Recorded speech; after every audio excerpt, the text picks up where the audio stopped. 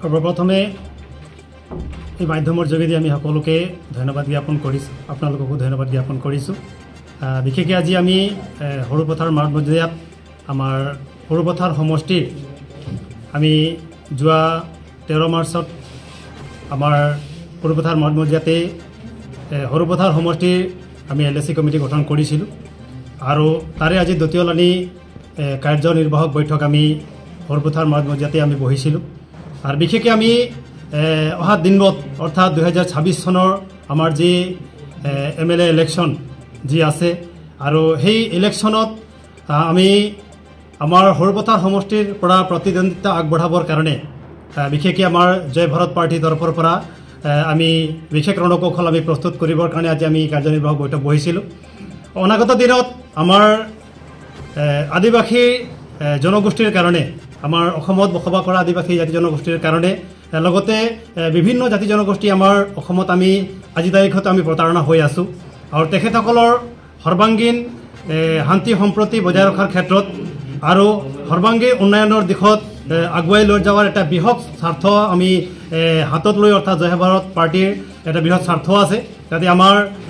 অসমখন আমি এক শান্তি সম্প্ৰীতিৰ এক ঐক্যতা এনাজৰীৰে আমি আগুৱাই লৈ যোৱাৰ এটা প্ৰচেষ্টা আমাৰ এই জয় ভাৰত পাৰ্টিৰ আছে। আৰু সেয়েহে আমি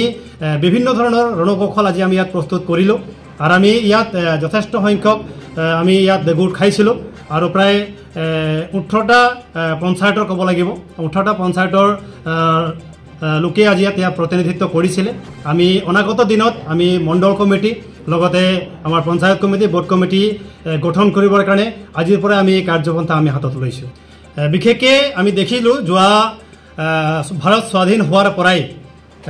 আজি যদি আমি হিচাপ কৰোঁ 79 ইয়াৰ ইতিমধ্যে সম্পন্ন হৈছে আৰু আজি 79টা বছৰে আমি অসমত বসবাস কৰা বিশেষকৈ জাতি জনগোষ্ঠীৰ ভিতৰত একেবাৰে পিছপৰা শ্ৰেণীৰ আমাৰ আদিবাসী লোকসকল বা জনগোষ্ঠীসকল আমি বিভিন্ন দিশত ৰাজনৈতিক হিচাপে হওক আমি শোষিত বঞ্চিত লাঞ্ছিত হৈ আছোঁ আজি তাৰিখত। আৰু আমাৰ যিখিনি নেকি সাংবিধানিক ৰাইট আমি আমাৰ অসমৰ যিসকল আদিবাসীসকলে যিটো নেকি অনুসূচিত জনজাতিকৰণৰ যিটো মৰ্যাদা আজি তাৰিখলৈকে আমি নাপালোঁ। আমি বহুত সংগ্ৰামৰ মাজত আৰু আমাৰ বহু আজি হাজাৰ হাজাৰ লোকে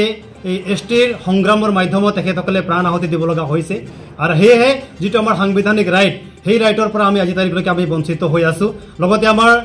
ভূমিৰ যিটো অধিকাৰ সদ্যহতে গাঁৱত থকা সকলে হওক বাগানত থকা সকলে হওক ভূমিৰ যিটো অধিকাৰ পাব লাগিছিলে সেই ভূমি অধিকাৰৰ পৰা আমি বঞ্চিত হৈ আছোঁ। লগতে আমি দেখিছোঁ যে আমাৰ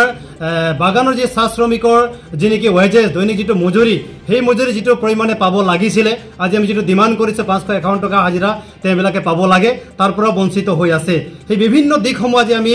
পৰ্যবেক্ষণ কৰি আমি ৰাজনৈতিকভাৱে এটি সংগ্ৰাম এটি আন্দোলন কৰিবৰ কাৰণে বা ৰাজনৈতিক শক্তিৰ যোগেদি আমাৰ এই সমস্যাসমূহ সমাধান কৰিবৰ কাৰণে আমি জয় ভাৰত পাৰ্টিৰ এটা নতুনকৈ আমি জন্মগ্ৰহণ কৰাইছোঁ। বিশেষকৈ আমি এতিয়ালৈকে 3জনমান ব্যক্তিক আমি ফেচ টু ফেচ আমি তেখেতসকলৰ লগত আমি টাচ হৈছোঁ আৰু তেখেতসকলে আমাক যথেষ্ট পৰামৰ্শবিলাক দিছে আৰু তেওঁলোকে কথা দিছে। আমি এতিয়ালৈকে ৰাজহুৱা কৰিবৰ কাৰণে ইচ্ছা কৰা নাই আৰু কেইটামান দিনৰ ভিতৰত আমি তেখেতসকলক আমি ৰাজহুৱা কৰিম আৰু তেখেতসকলৰ প্ৰতিদ্বন্দ্বিতাৰ যোগেদি নিশ্চয় আমি তেখেতসকলৰ যোগেদি তেখেতসকলৰ পৰামৰ্শৰ যোগেদি বা তেখেতসকলৰ যিটো জাতিৰ যিটো কাৰণে তেওঁলোকে ওলাই আহিছে আৰু আমি আঁকোৱালি লৈছোঁ আমাৰ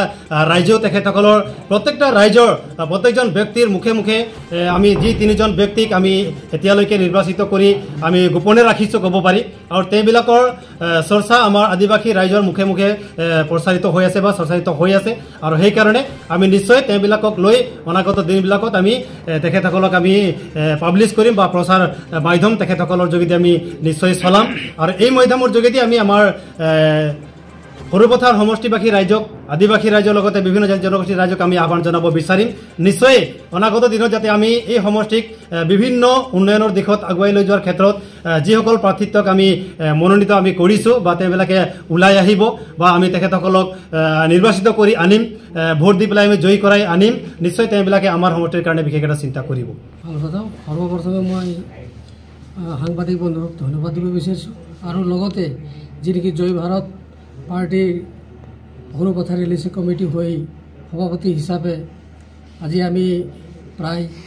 9টামান পঞ্চায়তৰ পৰা উপস্থিত হৈছিলোঁ আৰু লগতে যি নেকি আমি আগন্তুক 2026 এই পলিটিক্যাল দলটো বা জয় ভাৰত দলটো কেনেকুৱা নেতৃত্ব কৰি যাব পাৰিম তাৰ বিষয়ে আলোচনা হৈছে আৰু আগন্তুক 2026 যে আমি এটা ফেক্টৰ দল হিচাপে মানে আগবাঢ়ি যাম আৰু বাকী দলসমূহৰ লগত যে প্ৰত্যাহ্বান হ'ব এইটো স্পষ্ট কথা। আগন্তুক সময়ত এই দলটোৱে নিস্বাৰ্থভাৱে কাম কৰি যাব আৰু আমি ভাবোঁ যে এই দলটোক সৰুপথাৰবাসী ৰাইজে আঁকোৱালি ল'ব বুলি আশা কৰিছোঁ। নিশ্চয় আমি সেইটো চিন্তা চৰ্চা কৰি আছোঁ। আমি ইতিমধ্যে সময় সাপেক্ষে নিশ্চয় আমি প্ৰেছ মিটত দিম আৰু এতিয়ালৈকে আমি স্পষ্ট কৰিব বিচৰা নাই। নিশ্চয় সেইটো যেতিয়া ফেক্টৰ হয় তেতিয়া যিমানে ডাঙৰ দল নহওক বস্তুটোৰ ওপৰত তেওঁলোকে বহু নিচিনা ক'ব পাৰে, কিন্তু আমাৰ সেইটোলৈ কোনো চিন্তা চৰ্চা নাই। আমি একত্ৰিত এক হৈ আমি জয় ভাৰতে চিন্তা চৰ্চা কৰিছোঁ। আমি পৰৱৰ্তী সময়ত আমি এটা